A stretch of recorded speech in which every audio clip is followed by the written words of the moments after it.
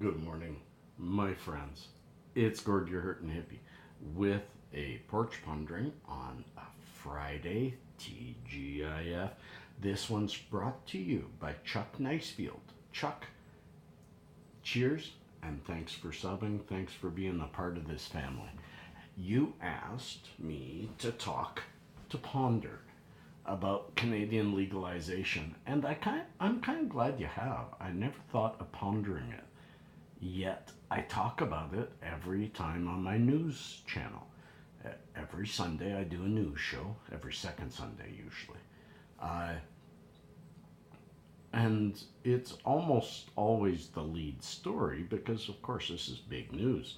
This will be something that we look back at like the end of prohibition of alcohol. So it's a huge thing. Now that I've said that, my own personal opinion, and I'm giving opinion now, folks, is I'm proud of our country for doing this. Although I know it was done more politically than it was done to save the children. The reason I say that, my friends, is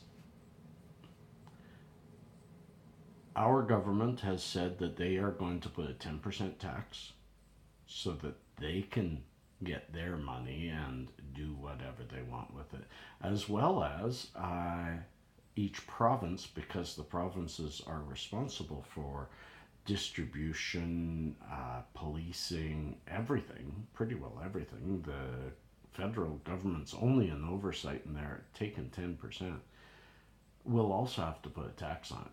So we are looking at very likely throughout Canada areas, pockets, where they're not going to be able to deliver to the requirement of legalization. Legalization was approached by the Liberal Party to the Canadian people as a way to get rid of the black market, a way to keep illicit drugs from our children. It's the wrong way to attack it because they can't do that. They can't do that unless they fully legalize it. And we're not really talking about legalizing something. The rubber on the tires of my truck are legal. I could go buy rubber in 100 different forms from 100 different people, or I could just have somebody give me some on the street. That's what legal is. You know, this shirt is legal. You know, getting glasses, that's legal. Although there's a few regulations there, and that's wherein it lays the rub. Sorry, my lips are not moving well today. We have so many regulations and taxes around it, especially in some of the more liberal provinces like Ontario and the Maritimes and Quebec, where there's so many regulations that the only ones that are going to be able to make any profit are either really high priced and therefore gouging those who can afford it, or black market. The black market's going to be strong. It's going to stick around.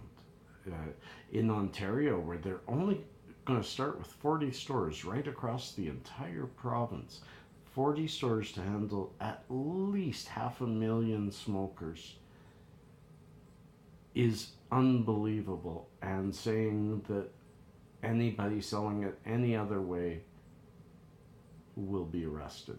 So, are we legalizing? Maybe not. We are taking the most benign time when you, as an adult, might smoke a joint, and they're making that legal. And so many things around it are still illegal. But I'm happy and I'm proud because some people have complained this isn't legalization. It may not be, but it's a step in the direction. It is the opening of the door and the shoving in of the foot. The door can't close anymore. We've jammed it wide open because of this. It's going to happen. And then from that point on, I believe we're entering into a new world where the people are going to have power over our politicians again instead of the corporations, because the corporations can no longer hide how it's too visible how they control our governments. And I believe that that's going to be backing off. We'll have to wait and see. But even so, in Canada, the people have a lot to say. Look at what happened in Alberta. They put out their initial plan was for government type stores. Put out feelers. Nobody wanted that. We won't have government type stores. So we do listen to the people. And this is a grassroots movement that is getting the people, it's opening doors to uh, to plebiscites and to town halls and to things where people are talking with their politicians. Politicians are saying, gee, I wonder what the people think.